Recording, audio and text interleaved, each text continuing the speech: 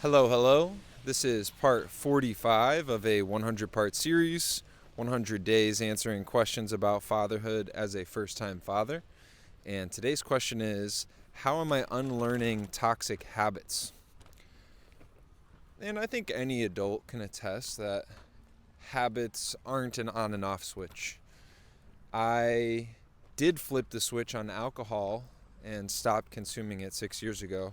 And I will never flip that switch back on because I think for my mental and physical health, it's the best option. But for things like nicotine or sugar or sleep habits or exercise habits, I think it's more of a scale for me. So there are times when I'm doing better and worse with them. And nicotine's one that I really want to kick and never reintroduce, but I keep finding myself drawn back in. And sugar recently has been a major issue for me.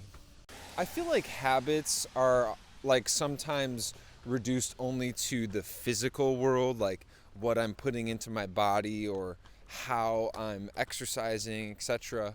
But I also think that habits are very much psychological and emotional.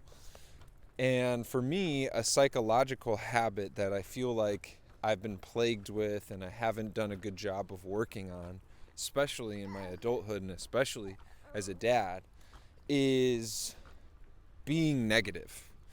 I feel like I always expect the worst because if I do that and I'm pleasantly surprised with a positive outcome, then hunky-dory. But if I'm met with the crappy outcome that I expected, then at least I don't have my feelings hurt and I'm not disappointed.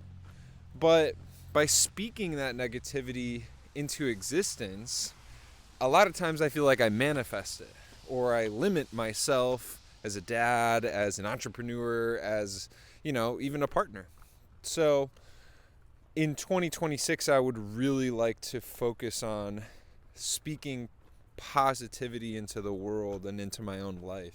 But to answer the question, how am I unlearning toxic habits as a dad? I think the first step is to recognize them, right? And the second step after that is to make logical and feasible goals to work on them. So this has been part 45 of a 100-part series. Thank you for tuning in, and I'll see you in the next one.